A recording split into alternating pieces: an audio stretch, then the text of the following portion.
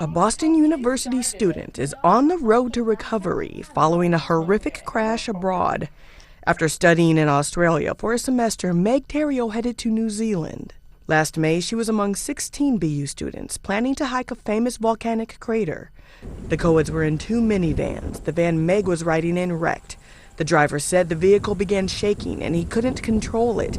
Police said he tried to correct course before the van rolled over several times. There were 4 of us who weren't wearing our seatbelts. So some of us got ejected from the van and 3 kids passed away and I just happened to live. Meg was airlifted from the scene to the hospital, where surgeons removed part of her skull.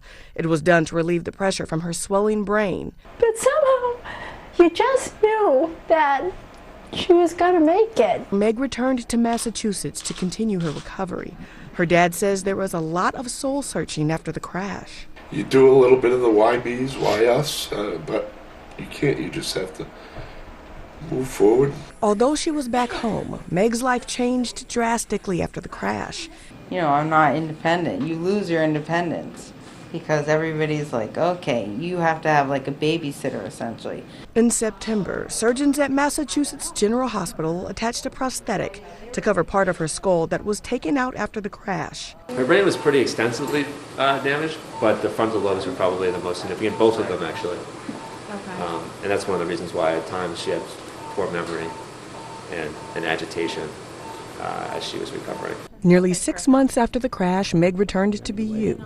She later audited an accounting class. It was a test to see if she could handle the course. But it feels really good that it's progressed to the point where at least I'm back in a classroom. Because it does feel more normal, so the closer I get to feeling like I was before, the better I'll be.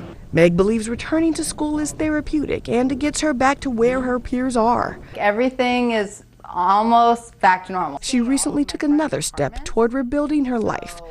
Meg now lives alone in a studio apartment in Boston. Nia Hawkins, Associated Press.